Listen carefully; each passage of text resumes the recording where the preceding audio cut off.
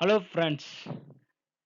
இன்னைக்கு நம்ம என்ன பார்க்க போறோம்னா, டிஎன்பிஎஸ்சி குரூப் 4 2025 எக்ஸாம்க்கான நியூ சிலபஸ்ல இருந்து பொது தமிழ்ல பகுதி 7ல திருக்குறள் அப்படிங்கிற ஒரு டாபிக் நமக்கு இருக்கு. அந்த திருக்குறள்ல மொத்தம் 20 அதிகாரங்கள் குடுத்துருக்காங்க.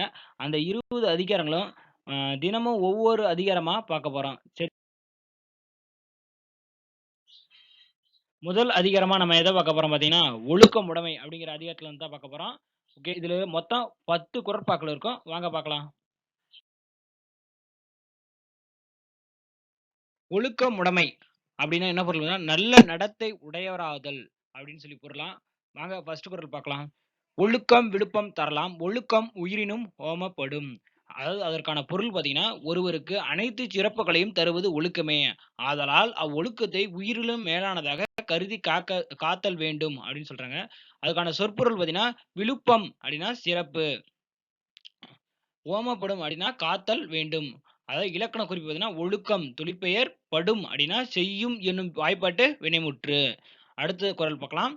பரிந்தோம்பி காக்க ஒழுக்கம் தெரிந்தோம்பி தேரினும் அஃதே துணை. அதாவது பொருள் பார்த்தீங்கன்னா, அதுக்கான பொருள் பார்த்தீங்கன்னா, எம்முறையில் ஆராய்ந்து பார்த்தாலும் ஒழுக்கமே நல்ல துணை ஆகும். ஒழுக்கத்தை காப்பது கடினமானாலும் எப்பாடுபட்டாவது அதனை விரும்பி காத்தல் வேண்டும். அதுக்கான சொற்பொருள் அப்படின்னா, பரிந்து அப்படின்னா விரும்பி, தேரினும் அப்படின்னா ஆராய்ந்து பார்த்தாலும். இலக்கண குறிப்பு பார்த்தீங்கன்னா, காக்க அப்படின்னா வியங்கோள் வினைமுற்று, பரிந்து தெ தெ தெரிந்து அப்படின்னா வினையெச்சங்கள். பரிந்து தெரிந்து அப்படின்னா வினையெச்சங்கள். ஓகே. அடுத்தது 3வது குறள் பார்க்கலாம். ஒழுக்கம் உடைமை குடிமை இழுக்கம் இழிந்த பிறப்பாய் விடும். ஒழுக்கம் உள்ளவரே உயர்குடியினர், அவ்வொழுக்கம் இல்லாதவர் இழிகுடியினர் அப்படின்னு சொல்றாங்க. அதுக்கான சொற்பொருள் பார்த்தீங்கன்னா, குடிமை அப்படின்னா உயர்குடி, இழுக்கம் அப்படின்னா ஒழுக்கம் இல்லாதவர். இலக்கண குறிப்பு பார்த்தீங்கன்னா, இழிந்த பிறப்பு அப்படின்னா பெயரெச்சம். அடுத்து 4வது குறள் பார்க்கலாம். மறுபிறப்பினோ மோத்து குழலாகும் பார்ப்பான் பிறப்பொழுங்கு குன்றக் கெடும். அப்படின்னா ஒருவன் தான் கற்ற கல்வியை மறந்தாலும் அதனை மீண்டும் கற்றுக்கொள்ள இயலும். ஆனால் ஒழுக்கம் குறைந்தால் அவனுடைய குடிப்பிறப்பின் சிறப்பு அழிந்து போகும் அப்படின்னு சொல்லிட்டு சொல்றாங்க. இலக்கண குறிப்பு பார்த்தீங்கன்னா, கெடும் அப்படின்னா செய்யும் என்னும் வாய்ப்பாட்டு வினைமுற்று, குழல் அல் ஈற்று தொழிற்பெயர். அதிகாரம் 5. அழுக்கார் உடையார்க்கண் ஆக்கம் போன்றில்லை ஒழுக்கம் இலான் உயர்வு. அதாவது அதுக்கான பொருள் பார்த்தீங்கன்னா, பொறாமை உடையவனிடம் செல்வம் நிலைக்காது. அதுபோல ஒழுக்கம் இல்லாதவனிடம் உயர்வு இருக்காது அப்படின்னு சொல்லியிருக்காங்க. அதுக்கான சொற்பொருள் பார்த்தீங்கன்னா, அழுக்கார் அப்படின்னா பொறாமை, ஆக்கம் அப்படின்னா செல்வம். இலக்கண குறிப்பு பார்த்தீங்கன்னா, உடையான் அப்படின்னா வினையாளனின் பெயர். அதுக்கான அணி பார்த்தீங்கன்னா, இதுல என்ன அணி பயின்று வந்திருக்கலாம்? உவமை அணி பயின்று வந்ததுன்னு சொல்றாங்க. ஓகே. அடுத்தது பார்த்தீங்கன்னா, குறள் 6. ஒழுக்கத்தின் ஒல்கார் உறவோர் இழுக்கத்தின் ஏதம் பாடுபாக் கரிந்து.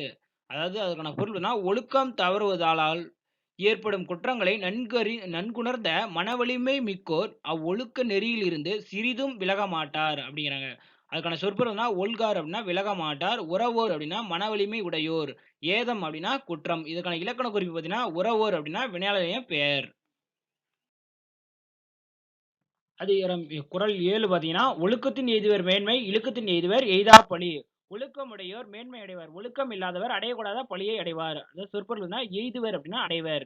இலக்கண குறிப்பு எய்தாப் பழி அப்படின்னா ஈறுகெட்ட எதிர்மறை பெயரெச்சம். எய்துவர் அப்படின்னா பலர்பால் வினைமுற்று. அடுத்து பகுப்பத உறுப்பிலக்கணம் அப்படின்னா, எய்துவர் அப்படின்னா எய்து பிளஸ் இவ் பிளஸ் ஆர் அப்படின்னா எய்து அப்படின்னா பகுதி, இவ் எதிர்கால நிலை, ஆர் அப்படின்னா பலர்பால் வினைமுற்று விகுதி. அடுத்தது 8வது குறள் பார்க்கலாம். நன்றிக்கு வித்தாகும் நல்லொழுக்கம் தீயொழுக்கம் என்றும் இடும்பை தரும். அதற்கான பொருள் பார்த்தீங்கன்னா, நல்லொழுக்கம் என்பது நன்மை என்னும் விளைவை பெறுவதற்கான விதையாகும். தீயொழுக்கம் எப்பொழுதும் துன்பத்தையே விளைவாக தரும் அப்படின்னு சொல்றாங்க. அடுத்து சொற்பொருள் பார்த்தீங்கன்னா, இடும்பை அப்படின்னா துன்பம், வித்து விதை. இலக்கண குறிப்பு பார்த்தீங்கன்னா, நல்லொழுக்கம் தீயொழுக்கம் அப்படிங்கிறது பண்பு தொகை.